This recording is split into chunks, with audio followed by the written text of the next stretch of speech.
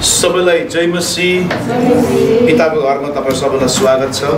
अनि विशेष आजको आराधना सङ्गतिमा म खुसी छु। नेपालमा परमेश्वरले पिताको घर मण्डली दिनुभएको छ। धेर थोर भए पनि हामी प्रभुको उपस्थितिभित्र छौँ अनि उहाँको राज्यमा हामी दौडिरहेको छौँ। हालेलुया, हालेलुया, आमेन। हामी हालेलुया भन्ने जातिहरू हो। हालेलुया भनेर भने चाहिँ क्रिस्चियन पनि होइन भन्छ। अहिले संसारमा अन्य जातिले त हालेलुया भन्छ भनेपछि हामी त प्रभुको जाति हो। आमेन। र विशेष गरी म धन्यवाद दिन चाहन्छु आजको सङ्गतिमा परमेश्वरको उपस्थिति हाम्रो बिचमा छन्। हामीले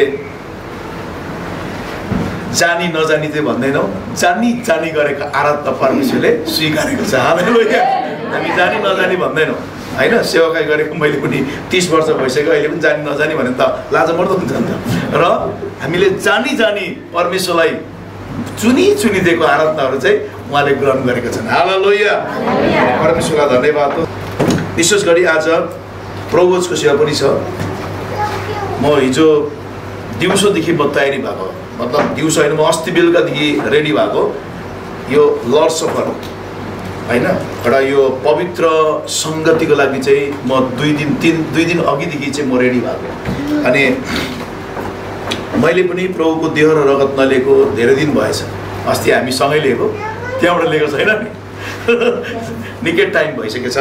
अनि यस कारणले गर्दाखेरि हिजो आफैले मैले दागको बोतल लिएँ मैले, अनि ग्लासहरू लिएँ। अनि म हिजो हामी त्यहाँबाट निस्केर आयौँ। दोस्रो कुरो, आज बिहानै देह भन्ने कुरो चाहिँ रोटीसँग तुलना गर्छ र रोटी म आफैले बनाउँदै थिएँ। अनि एलिसा आएर भन्दै थियो आपाले हामीले गर्दैन भनेर गर्नु खोजेको होला। हाम्रो चाहिँ सिस्टम के छ भने प्रभुको अभिषेक जन आफैले रोटी पोलोस् भन्छ। हामी अरूलाई दिँदैनौँ, हामी आफै पोल्छौँ। अनि जुन दिन प्रभु हुन्छ त्यो दिन हामी उपास बसेको छौँ। म आफै उपास बस्छु अनि त्यो दिन म प्रभु दिन्छु। अनि दोस्रो कुरो, प्रभुको सन्दर्भको अर्कै तरिका छ। यो चाहिँ पवित्र देह हो। यसको लागि सृष्टिको उत्पत्तिको पहिलादेखि नै परमेश्वरको योजना हो कि हामीलाई ख्रीष्ट येशूमा जोड्नुको लागि। ख्रीष्ट येशूमा जोड्नुको लागि चाहिँ उहाँले कुनै तरिकाले जोड्नु भएन, उहाँले एउटै तरिकाले जोड्नु, येशूको रगतद्वारा जोड्नु भएको छ।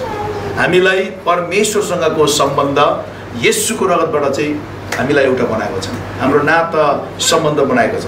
बाइबलमा यसै लेखेको छ, परमेश्वरले आफ्नो पुत्र सँगसँगै जतिले पुत्रको रगतद्वारा धोएर पिताको पुगेको छ नि, उनीहरूलाई चाहिँ पुत्र सँगसँगै दर्जा दिएको छ भनेको छ। एउटै दर्जामा, एउटै लेभलमा राखेको छ। येशू ख्रीष्ट र हामीलाई परमेश्वरले एउटै समानताले हेर्नुहुन्छ। उहाँ चाहिँ ज्येष्ठ दाइ हुनुहुन्छ। येशू ख्रीष्ट चाहिँ बाजे होइन है, उहाँ चाहिँ ज्येष्ठ पुत्र हुनुहुन्छ। हामी चाहिँ धर्मपुत्रहरू हौँ। हालेलुया, हामी चाहिँ परमेश्वरको धर्मपुत्रहरू हौँ। अनि येशू चाहिँ परमेश्वरको ज्येष्ठ पुत्र हुनुहुन्छ भनेपछि उहाँ चाहिँ सुरुवातको पहिलो पुत्र हुनुहुन्छ। उहाँले पृथ्वी बनाउँदाखेरि पनि पुत्र येशू ख्रीष्टलाई सँगै लिएर नै बनाउनु भयो। अनि त्यस कारणले गर्दाखेरि हामी देख्दछौँ पुत्र येशू चाहिँ ज्येष्ठ, संसारको पृथ्वी र ब्रह्माण्डको बिचमा चाहिँ ज्येष्ठ पुत्र भएको कारणले गर्दाखेरि हामीलाई चाहिँ उहाँले यो संसारबाट चाहिँ धर्मपुत्र भनेर छान्नु भएको छ। जतिजनाले येशू ख्रीष्टलाई विश्वास गरे पिताले उनीलाई आफ्नो धर्मपुत्र हुने अधिकार दिएको छ। आमेन। यस कारणले गर्दा म तपाईँलाई यो कुरो बताउन चाहन्छु, यो धर्मपुत्र भएको कारणले गर्दा धर्मपुत्र र परमेश्वरको सम्बन्ध चाहिँ के हुन्छ त? घरको बाबु र छोराछोरीको एउटा सम्बन्ध हुन्छ नि होइन। घरको बाउ र छोराछोरीको एउटा सम्बन्ध हुन्छ। बाउ घरमा गएपछि बाउले छोराछोरीलाई याद गर्छ क्या, को आयो को आएन, छोराहरूमा को छ को छैन भयङ्कर याद गर्छ होइन। मेरो एउटा छोरा के अरे देहरादुनमा छ, एउटा छोरा मसँगै छ। मसँगै भएको छोरा पनि घरिघरि कता बाइक लिएर कहाँ उसको काममा ऊ कहिले सेवातिर, कोही बेला बजारतिर, कोही बेला उसको गेमतिर पुगेको हुन्छ। तर पनि बेलुका 9 बजी 8 बजी भित्रमा आइपुगेर नि म त्यसलाई फोन गर्छु कहाँ छ यस्तो भनेर। किनभने बाबुले एउटा छोरालाई खोज्छन् अनि छोराछोरीले पनि बाउ कहिले आउँछ भनेर पर्खिरहेको हुन्छ। त्यस्तै नै बाउ छोराको एउटा सम्बन्ध हुन्छ। र परमेश्वरले हामीलाई धर्मपुत्र त भन्यो, तर धर्मपुत्र भनेको नातेमा हामीले परमेश्वरसँग सम्बन्ध गाँस्नलाई चाहिँ के गर्नुपर्ने त भन्दाखेरि बाइबलमा यसले लेखेको छ, कोही बेला प्रभु यीशु मसीह हामी संसारमा हराइ पठाउँदाखेरि नि उहाँले आफ्नो रगत र देह देखाएर आओ तिमीहरू मसँग बनिरह, तिमीहरू मसँग रह, मसँग सम्बन्धित हौ, मसँगै रह, जैन अस मसँग हुनुपर्छ भनेर चाहिँ उहाँले आफ्नो देह र रगतको सङ्गति उहाँले बाँड्नुहुन्छ। अनि त्यो देह र रगतको सङ्गति चाहिँ के हो भन्दाखेरि चाहिँ प्रभु भोज। मैले अस्ति पास्टर एमडी थुलुङलाई मैले बताउँदै थिएँ, मैले उहाँलाई भन्दै थिएँ पहिलो शताब्दीको मण्डलीमा दिनहुँ प्रभु भोज हुन्थ्यो, दिनहुँ रोटी भाँच्थ्यो होइन। हामी अस्ति बातचित गर्दै थियौँ, दिनहुँ रोटी भाँच्थ्यो, दिनहुँ दाखरसबाट पिउँथ्यो उनीहरू। अनि यो रगत यीशुको रगतबाट पिउँथ्यो, यीशुको देहबाट खान्थ्यो। अनि उनीहरूको मण्डलीमा उनीहरूको चर्च थिएन, घरेलु सङ्गति हुन्थ्यो। बेलुकै पछि साँझै पख साँझै पछि उनीहरूको घरमा सङ्गति हुन्थ्यो। आज कालेबकोमा हुन्छ, भोलि फिलिपकोमा हुन्छ, पर्सि पत्रुसकोमा, यसरी मण्डलीभित्र सङ्गति डेली दिनु हुन्थ्यो। उनीहरूलाई अल्छी लाग्दैन थियो, दिनभरि काम गरेर पनि बेलुका सङ्गतिमा जम्मा हुन्थ्यो। बेलुकाको भोजनको वास्ता हुँदैन थियो तर सङ्गतिको वास्ता हुन्थ्यो उनीहरूलाई। प्रेरितहरूको जीवनमा हामी देख्छौँ उनीहरू दिनहुँ सङ्गति गर्थ्यो, दिनहुँ रोटी भाँच्थे, दिनहुँ दाखरसबाट पिउँथ्यो र उनीहरूको मण्डलीमा मण्डली बढेर गएको छ। उनीहरूको मण्डलीमा प्रभुको आशिष खनिएको छ, उनीहरूको मण्डलीमा एकता भएको छ, युनिटी भएको छ, उनीहरूको मण्डलीमा परमेश्वरको उपस्थिति देखिएको छ। आज त्यो दिनहुँ प्रभु बाँड्ने रीतिहरू चाहिँ कहाँ पुग्यो भने नि महिनामा पुगेको छ, 1 महिनामा पुगेको छ, लिएको छ। हामी डेली दैनिक भोजन खान्छौँ भने दैनिक भोजनको लागि हामी यति कष्ट गर्छौँ। दैनिक भोजन घाँस हामी खानुको लागि चाहिँ हामी रात दिन एउटा देशदेखि अर्को देश पुगेको हुन्छौँ घाँस खानुको लागि। तर बाइबलले यसले छ नष्ट हुने भोजनको लागि हामी परिश्रम गरेर परिवार छोडेर कुदेको हुन्छौँ, तर अनन्त भोजनको लागि खोइ हामीले परिश्रम गरेको। यसकारण बाइबलले यसरी भनेको छ, हामी देख्दछौँ यूहन्नाको सुसमाचार 6 अध्याय, यूहन्नाको सुसमाचार 6 अध्याय। तपाईँ प्रत्येकले बाइबल खोल्न सक्नुहुन्छ, हामी यो 6बाट पढ्दै जानेछौँ। यूहन्नाको सुसमाचार 6 अध्याय त्यसको 48 पदलाई हामी पढ्नेछौँ। 6को 48 पदलाई हामी पढ्नेछौँ र हामीलाई एलिसाले पढ्नुमा मद्दत गर्नेछन्। 6को 48 पद, यूहन्ना सुसमाचार 6 अध्याय त्यसको 48 पद। यूहन्ना सुसमाचार 6 अध्याय त्यसको 48 पद। यहाँ यसरी लेखेको छ, म जीवनको रोटी हुँ। यहाँ लेखेको छ यीशुले भन्नुभयो म जीवनको रोटी हुँ। रोटी खाने मान्छे चाहिँ नि जिउँदो हुन्छ, रोटी खाने मान्छे चाहिँ जिउँदो हुन्छ। अनि रोटी खाने मान्छे चाहिँ जीवनको सास फेर्दै गरेको हुन्छ। अनि यहाँ लेख्छ म जीवनको रोटी हुँ। अनि अर्को कुरो के लेख्छ भने 50 पदमा पाउँछ। 50 पदलाई पढाउँदा 50 पद, स्वर्गबाट उर्ली आउने रोटी यही हो, जसले यो खान्छ त्यो मर्ने छैन। दामी कुरा, स्वर्गबाट उर्लिएको रोटी जसले खान्छ त्यो मर्दैनन् भनेको छ, त्यो मर्ने छैन। द्याट मिन्स येशू मसीह जीवनको रोटी हो। अनि जसले यीशुबाट खान्छ त्यो कहिले पनि मर्दैन भन्ने बाइबलले लेखेको छ। अनि 51 पद नै पढ्नेछौँ। स्वर्गबाट उर्ल्याएको जिउँदो रोटी म नै हुँ, कसैले यो रोटी खायो भने त्यो सधैँभरि जिउनेछ र जुन रोटी म संसारका जीवनको लागि दिनेछु त्यो चाहिँ मेरो देह हो। दामी कुरा, जुन रोटी यीशुले कुरा गर्दैछ नि त्यो रोटी चाहिँ उहाँको देह हो। बाइबलमा सफा लेखेको छ स्वर्गबाट ओर्ल्याएको जिउँदो रोटी म नै हुँ। यीशुले भन्नुभयो कसैले यो रोटी खायो भने त्यो सधैँभरि जिउनेछ।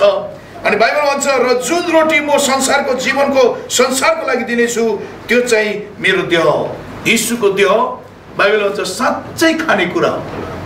अनि यीशुको रगत साँच्चै पिउने कुरा भनेको छ। यसकारणले गर्दाखेरि हामी देख्दछौँ 53 पदमा हामी देख्छौँ 53 जीसस सेड, यीशुले भन्नुभयो साँच्चै म तिमीहरूलाई भन्दछु तिमीहरूले मानिसको पुत्रको देह खाएनौ।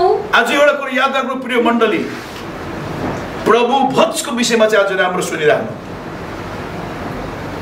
होली कम्युनियनको विषयमा चाहिँ राम्रो बुझिराख्नु। यीशुले भन्नुभयो साँच्चै म तिमीलाई भन्दछु तिमीले मानिसको पुत्रको देह खाएनौ र उसको रगत पिएनौ भने तिमीहरूमा जीवन हुँदैन। तिमीहरूमा जीवन हुँदैन भनेको छ। तिमीहरूमा जीवन हुँदैन।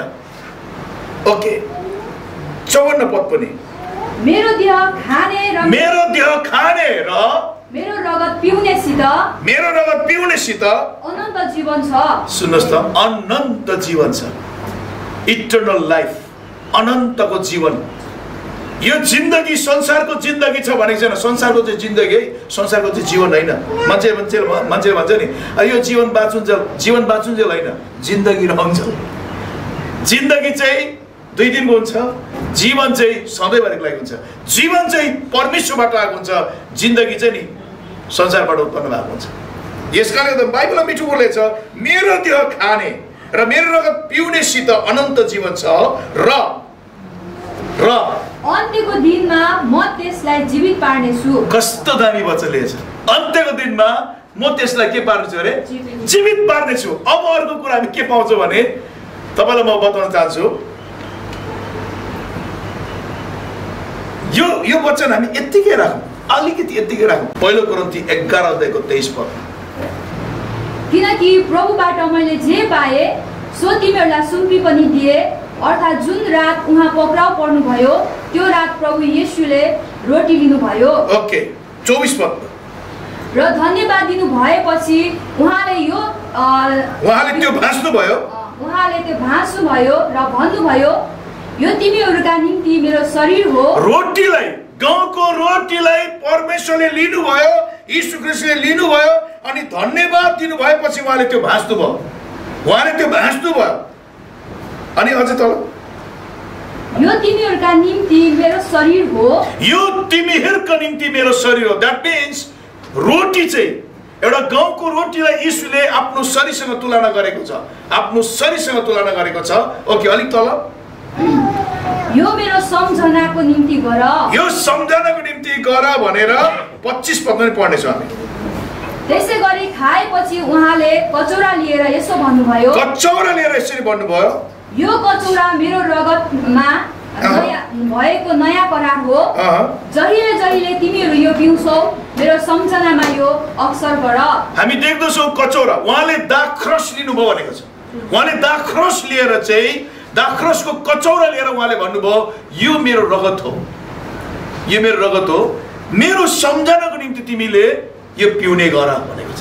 मेरो सम्झनाको निम्ति। द्याट मिन्स रोटी खानु चाहिँ यीशुको देहबाट खानु हो, रगत पिउनु चाहिँ के अरे दाखरस पिउनु, अङ्गुरको रसबाट पिउनु चाहिँ यीशुको रगतलाई पिएको जस्तै हो र हामी उहाँमा हुन सक्दछौँ। र अर्को कुरो के लेख्छ भने अब धेरैचोटि हामी देख्दछौँ मानिसले कुन तरिकाले खान्छ होइन। 26 पदमा, किनभने जहिले जहिले तिमीहरू यो रोटी खान्छौ र यस कचौराबाट पिउँछौ, उहाँ नआउन्जेल तिमीहरू प्रभुका मृत्युको घोषणा गर्दछौ। अब यहाँ लेखेको छ, जब जब तिमीहरू रोटीबाट खान्छौ र कचौराबाट पिउँछौ, भन्नु मतलब यीशुको देहबाट खाएर यीशुको रगतबाट पिएर तिमीहरू चाहिँ अनि मृत्युको प्रचार गर्नेछौ। यसको बेनिफिट चाहिँ के हो भन्दाखेरि चाहिँ यसको एक्सन, यसको रिएक्सन के छ भन्दाखेरि प्रभु भोज खाने प्रभुको छोराछोरीले चाहिँ येशूको मृत्युको प्रचार गर्नुपर्छ। सुन्नुहोस् है, मृत्युको प्रचार चाहिँ गर्नै पर्छ। यीशु ख्रीष्ट तपाईँ र मेरो पापको निम्ति कल्भरी क्रुसमा मर्नुभयो भनेर चाहिँ मान्छेलाई हामीले भन्नै पर्छ। जसले यीशुको विषयमा सुनेको छैन उसलाई 2 शब्द बोल्नै पर्छ। बोल्नु कसैले सक्दैन, के अरे थुन्नु सक्दैन। हामीले धर्मको प्रचार गरेको हुँदैनौँ, हामीले कुनै सङ्घ संस्थाको प्रचार गरेको हुँदैनौँ, हामी जीवनको प्रचार गरेको हुन्छौँ, मान्छेको पाप क्षमाको प्रचार गरेको हुन्छौँ। अनि हामीले भन्नु सक्नुपर्छ, येशूमा जीवन छ, येशूमा अनन्त जीवन छ, येशूमा पापको क्षमा छ, येशूमा शान्ति छ। हामी भन्नु सक्नुपर्छ। उद्धार र मुक्तिको विषयमा हामीले प्रचार गर्नै पर्छ। हालेलुया। येशूको रगत पिउने र येशूको देह खाने मेरो छोराछोरीहरूले येशूको मृत्युको प्रचार गर्नै पर्छ, कुनै पनि तरिकाले होस् हैन। अब एउटा कुरा याद राख्नु, आज म तपाईहरुको बीचमा प्रभुभोज म तपाईलाई दिनेछु। अब अर्को प्रभुभोज नआउँदासम्म चाहिँ तपाईले कहीँ न कहीँ कसै न कसै एकजनालाई चाहिँ, बेसीलाई म भन्दिनँ, एकैजनालाई भए पनि यीशुमा अनन्त जीवन र पापको क्षमा छ। उहाँ तपाईको निम्ति मर्नुभयो, ही डाइड फर यु, उहाँ मर्नुभयो तपाईँ पापको लागि भन्नै पर्छ। मात्रै भन्यो भने नि अर्को पालि प्रभुज खाँदा प्रभुले भन्नुहुन्छ ठिक छ तर एकजना सुनाइस्। अब त्यो नभनिकन फेरि अर्को हप्ता पनि आएर फेरि थाप्नुहुन्छ भने चाहिँ छेउको स्वर्गदूतले भन्छ तँलाई लाज लाग्दैन? एकजनालाई पनि तैँले यीशुको मृत्युको प्रचारै गरेको छैनस्, फेरि यो खान आइस्? यो तैँले पेट भर्न खोजेको हो कि दस्तुर र रीतिमा लगेको हो कि तैँले शक्ति र प्रचारको निम्ति तैँले खानु खोजेको? यीशुको छोराछोरीले सुन्नुहोस् न, हामी हाम्रो प्रभुको प्रशंसा गर्छौँ, हामी हाम्रो प्रभुको प्रशंसा गर्छौँ। प्रशंसा गर्नु चाहिँ गीत गाएर एक्लै कोठा बसेर गीत गाउनु होइन नि। प्रशंसा गर्नु भने चाहिँ अन्य जातिको बिचमा, संसारको बिचमा, एकैजनाको बिचमा होस् चाहे मान्छे बिचमा भन्नु चाहिँ सक्नुपर्छ येशू चाहिँ नि संसारलाई मर्नु भएको, येशू चाहिँ संसारको पापको लागि मर्नु भएको, उहाँले चाहिँ रगत बगाएको चाहिँ भन्नै पर्छ। म त छोड्दिनँ, म त प्रभुलाई धन्यवाद दिन्छु।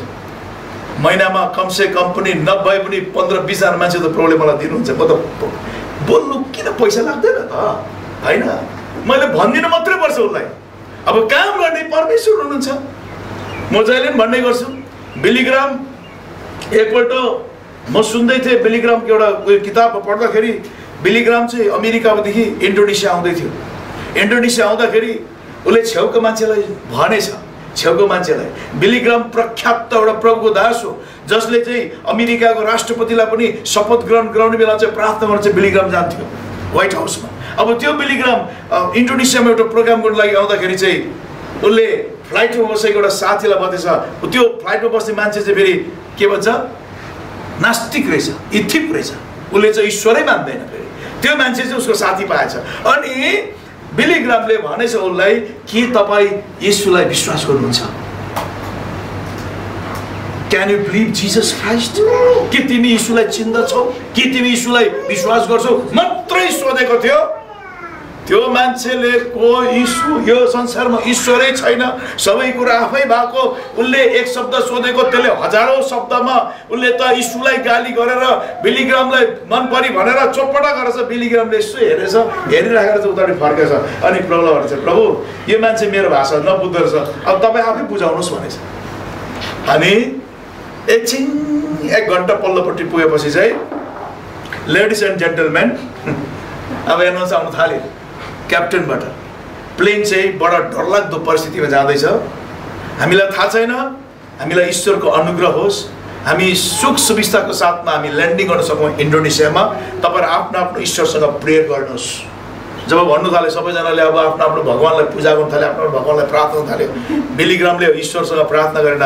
बिलिग्रामले चाहिँ मनमा सोचेर यो चाहिँ तपाईँले यसलाई बुझाएको हो, यो चाहिँ तपाईँले यसलाई बुझाउँदै हुनुहुन्छ प्रभु, तपाईँलाई धन्यवाद। हाम्रो प्लेन केही हुँदैन, मलाई पुरा थाहा छ। बिलिग्राम मस्त सुतेछ, सबैजना हत्ताले प्लेन घरि तल पुग्छ, घरि माथि पुग्छ, घरि कहाँ यस्तो भइरहेको छ, चोपटा भइरहेछ। त्यो मान्छे हो नि त, नास्तिकै भयो त, डर त छ नि त, मरौदेखि सबैलाई डर लागेको हुन्छ। त्यति बेला उसले भने अरे ब्रदर तिमी किन सुतिरहन्छौ? खोइ तिम्रो Jesus please pray for me, मलाई प्रार्थना गरिदेऊ भनेर फेरि सोधे अरे can you believe Jesus Christ? फेरि सोधेछ के तिमी यीशुलाई विश्वास गर्छौ? Yes brother yes. त्यति बेला चाहिँ नि उसलाई ती प्रार्थना गर्दै थियो अरे, बिलिग्राम प्रार्थना गरे अरे। ल्यान्डिङ हुँदा त नि एउटा मान्छेले यीशुलाई पाइसकेको थियो प्लेनभित्रै। हालेलुया। यस कारणले गर्दाखेरि तपाईँ जहाँ पनि जानुहुन्छ यीशुको विषयमा 2 शब्द चाहिँ बताउनु। हाम्रो त सिस्टमै बिग्रेछ नि त, प्रभु खाइरहेको छौँ, भगाउने कुरो होइन यो त यीशुको मृत्युको प्रचार गर्ने शक्तिको कुरो। यीशुसँगै बस्ने उहाँको सम्बन्धको, उहाँको छोराछोरी हुनेको सम्बन्धको एउटा यो कुरा हो। यो प्रभोज स्वर्गसँगको सम्बन्ध छ, यीशुसँगको सम्बन्ध छ। यदि हामी यीशुको रगत र यीशुको देह खान्छौँ भने हामीले यीशुको प्रचार गर्नै पर्छ, भने चाहिँ नखानु। अब धेरैपल्ट प्रभु दासले भन्छ तिमी पापी छ भने नखाऊ। प्रभुको रगत चाहिँ कुन चाहिँ धार्मिक लागि आएको त? पापीको लागि आएको त। यो चाहिँ भन्नु सक्छौँ हामी पश्चाताप गर, आफ्नो पापलाई मानिलिऊ र उहाँको रगत र देहलाई खाएर चाहिँ तिमी फेरि यीशुको प्रचार गर। हालेलुया। यो धर्मीको लागि बगाएको छैन, पापीको लागि बगाएको छ। हामी पापी छँदै उहाँ क्रुसमा मर्नुभयो अनि हामीलाई उहाँले पवित्र सङ्गति दिएको छ। यस कारणले गर्दा बाइबल लेखेको छ त्यसै गरी खाइसक्नु भएपछि 26 पद किनभने जहिले जहिले तिमीहरू यो रोटी खान्छौ र यस कचौराबाट पिउँछौ वा नाउँछौ तिमीहरू प्रभुको मृत्युको घोषणा गर्दछौ। यीशुको मृत्युको घोषणा चाहिँ गर्नै पर्छ। यदि आज प्रोभोज खाएर अब फेरि अर्को पालि प्रोभोज हामी दिन्छौँ, कन्टिन्यू हामी दिन्छौँ। अब किनभने हामीले चर्च सुरु गरेपछि हामी दिन्छौँ प्रोभोज। तर याद गर्नुहोस् अर्को प्रोभोज खाँदा नखाँदा चाहिँ तपाईँले मान्छे बचाउनु पर्दैन, तर मान्छेलाई यीशुको सुसमाचार सुनाउनु चाहिँ पर्छ। अब त्यो सुनाउँदैन भने त अन्त क्रिस्चियन यीशुमा सबसे अल्छे चाहिँ त्यही हो नि त, कोडिया होइन। कसैलाई न कसैलाई प्रभु वचन सुनाउन सक्छौ भने भोलिको दिनमा त्यो मान्छे आउनु सक्छ प्रभुबाट। उसले भन्ला मैले यीशुको वचन त सुने, अब म के गर्नु भन्दाखेरि पिताको घरमा जाउँ। यदि टाढो छ भने तिमी आफ्नो चर्च खोजेर जाऊ, नजिक छ भने पिता घरमा ल्याऊ। पिता घरमा बस्ने ठाउँ धेरै छन्। हालेलुया, परमेश्वरलाई महिमा होस्। र अर्को कुरा म के भन्न चाहन्छु भने अब 27 पद पढ्छौँ। 27 पद अलिकति ध्यान हेरौँ न, यो मन परेको वचन हो त मलाई। यसकारण जसले अयोग्य रीतिले प्रभुको रोटी खान्छ। अब सुन्नुहोस् त, अयोग्य रीतिले भने मतलब चाहिँ पापी भएर होइन। यहाँ चाहिँ कति भन्छ नि बुढाबुढी झगडा गर्छ प्रभु खाँदैन। हिजोसम्म ठिकै थियो, अघि चर्चमा आउने बेला बुढाबुढी झगडा गर्छ अन्त खाँदैन क्या प्रभु खाँदैन। अन्त किन नखाएको भन्दा होइन बुढी बोल्दैन, किन होइन बुढा अलिक मलाई बुढा बोल्दैन, फेरि भरे बेलुका बोलिहाल्छौ त, बेलुका त फेरि मिलिगयो त। संसारको तिम्रो सानो द्वन्द्वले प्रभुको रगत र देहलाई वञ्चित नगरौँ न। यो त यीशुसँगको सम्बन्धको कुरा पो त। जसले अयोग्य साथ यो रोटी खान्छ यो कचौराबाट पिउँछ भने प्रभुको कचौराबाट पिउँछ त्यो मानिस प्रभुको शरीर र रगतलाई अपवित्र तुल्याएकोमा दोषी ठहरिनेछ। सुन्नुहोस्, यो अयोग्य साथ पिउने र अयोग्य साथ खाने चाहिँ को भन्दाखेरि नि मैले जान्दा मैले बुझ्दा चाहिँ क्या त्यो अब आज खाएर फेरि अर्को पालि खानु आउँछ नि, त्यो प्रचारै नगरी खानु आउने चाहिँ नि अयोग्यहरू। तिनीहरू चाहिँ एउटालाई पनि सुसमाचार नसुनाइकन फेरि आइपुग्छ थाप्नुको लागि, फेरि खानुको लागि आइपुग्छ क्या। प्रभुको रगत र प्रभुको देह खान आउँछ। पिताको घर मण्डलीमा आउने प्रिय प्रभुको छोराछोरी हो। आज जुन प्रभोज खान्छौ नि कम्बर कसा अब बत्तीवाला यीशुको प्रचार गर्नको लागि। हामीलाई धर्मको प्रचार गर्नु छैन, जातिको प्रचार गर्नु छैन, राज्यको प्रचार गर्नु छैन, हामीलाई देशको प्रचार गर्नु छैन, हामीलाई यीशुको प्रचार गर्नु छ। मानिस यीशुमा मात्रै शान्ति पाउँछ। मान्छे अशान्तिमा छ, मान्छे थाकिसकेको छ, गलिसकेको छ, पछाडिसकेको छ, लडिसकेको छ। उनीहरू सबै मान्छेलाई चाहिँ यीशुको खाँचो छ। किन बाइबल लेखेको छ मेहनत र बोझले दबाईको मौका आओस् म तिनीहरूलाई विश्राम दिन्छु। आमेन। यस कारणले गर्दा म तपाईँलाई कुरो बताउन चाहन्छु, अयोग्य साथ खाने र अयोग्य साथ पिउने प्रचारै नगरिकन एकै आज खाएर महिनाभरि चुपचापसँगले बस्यो भन्छ नि त्यो पनि ढाडिन्छ क्या। त्यो प्रभुको रगत र देह हुँदैन।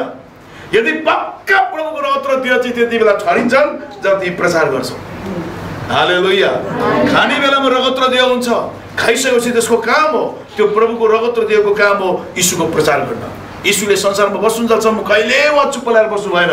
जब उहाँले राज्यको प्रचार सुरु गरे, स्वर्गको प्रचार सुरु गरे, उहाँले प्रचार गरिरहेको छ। 28 पद पढ्दा छोरी, हरेक मानिसले आफूलाई जाँचोस् अनि मात्र त्यसले रोटी खाओस् र कचौराबाट पियोस्। आफूलाई जाँचोस् कि मैले प्रचार गरेँ कि गरिनँ भनेर। कुनै पनि व्यक्तिलाई, चाहे मिडियातर्फ होस्, चाहे हस्पिटलमा गएर होस्, चाहे बजारमा होस्, चाहे बसमा होस्, चाहे पडोसीमा होस्, छिमेकीमा होस्, कसैलाई तपाईँले प्रचार चाहिँ गर्नैपर्छ। आमेन आमेन आमेन। यस कारणले त बाइबलले भन्छ प्रभुको देह र प्रभुको रगत खानेमा चाहिँ जीवन छ र अन्त्यको दिनमा बौरी उठ्नेछ। अनि प्रभुको देह के अरे? रोटी हो। रोटीलाई उहाँले भन्नुभयो मेरो देह, दाखरसलाई उहाँले भन्नुभयो मेरो रगत हो। सुन्नुहोस् है, यस कारणले गर्दा म कतिचोटि भन्ने गर्छु।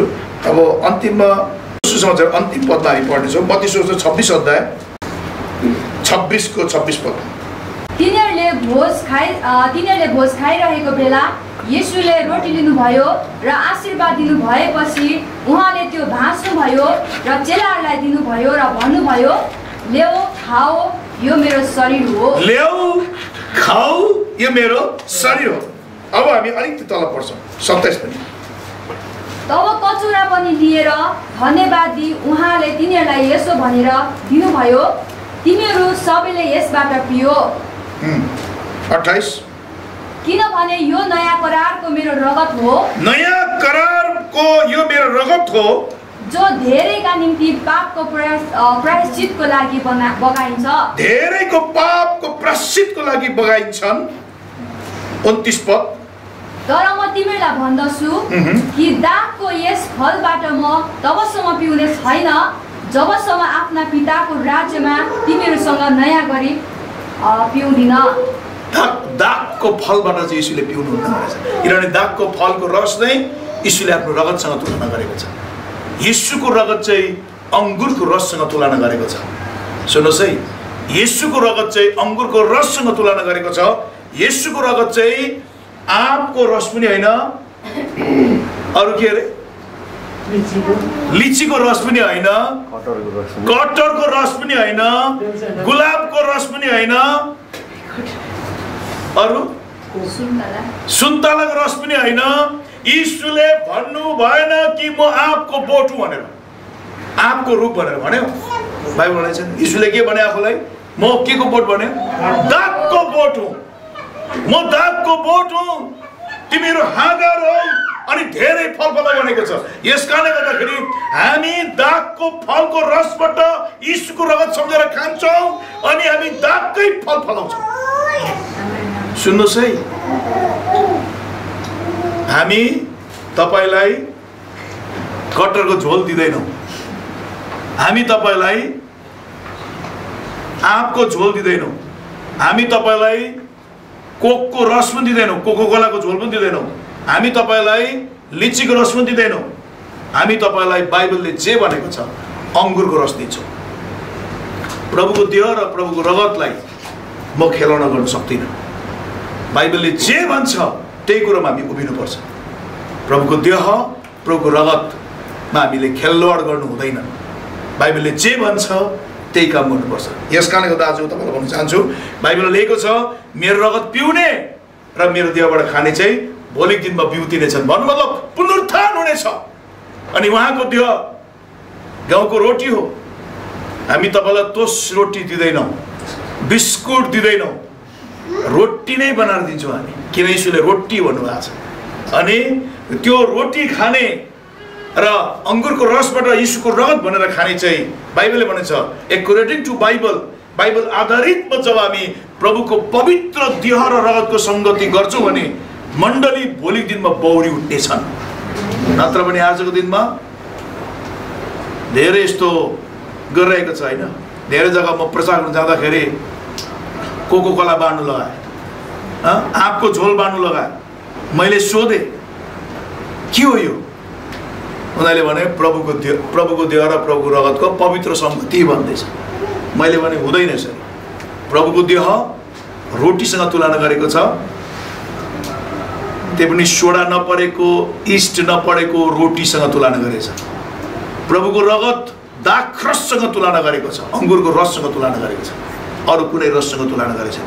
यस कारणले गर्दाखेरि परमेश्वरको मण्डलीलाई पवित्र बाइबलको वचन आधारित नै सेवा पुर्याउनु पर्छ अनि त्यही सेवा म तपाईँलाई दिन चाहन्छु। आमेन। आजको वचन आधारित बाइबलले भन्छ येशूले भन्नुभयो म दागको फलबाट अब खादिनँ जबसम्म म फर्केर आउँदिनँ। यहाँ लेखेको छ तर म तिमीलाई भन्दछु कि दागको यस फलबाट म तबसम्म पिउने छैन जबसम्म आफ्नो पिताको राज्यमा तिमीहरूसँग नयाँ गरी पिउँदिन। पिताको राज्यमा नयाँ गरी पिउँदिन भन्छ। र येशूले भन्नुभयो 6को 57 पदमा पढेर आजको सेवामा हामी अघि बढ्छौँ। जसरी जीवित पिताले मलाई पठाउनु भयो र म पिताको कारणले जिउँछु त्यसै गरी मलाई खाने पनि मेरो कारणले जिउनेछ। यहाँ लेखेको छ जसरी जीवित पिताले मलाई पठाउनु भयो र म पिताको कारणले जिउँछु त्यसै गरी मलाई खाने पनि मेरो कारणले जिउने छ। स्वर्गबाट आएको रोटी त्यस्तो होइन जो पिता पुर्खाले खाएर तापनि मरे गए, यो रोटी खाने चाहिँ सधैँभरि जिउने छ। आमेन। परमेश्वरले तपाईँलाई आशिष दिउन् आजको सङ्गतिमा। अनि विशेष गरी प्रभुको शरीर, प्रभुको देह र प्रभुको रगत हामीले खानै पर्छ, पिउनै पर्छ। अनि म चाहन्छु आगामी दिनहरूमा हामी, मेरो विचारमा, जब हामी परमेश्वरको सङ्गति खुरुन्दर हामी गर्दै जाँदाखेरि अन्तिम समयतिर हामीसँगै यो सेवा चाहिँ हप्तै पछि दिनुको लागि म तयारी गर्दैछु। प्रत्येक हप्ता नै प्रभुको रगत र प्रभुको देहको सङ्गति होस्। हामी दिनु गर्न नसके तापनि हरेक हप्ता हामी गर्न सकौँ भनेर म प्रार्थना गर्दैछु। र यो समय हामी तयारी हौँ।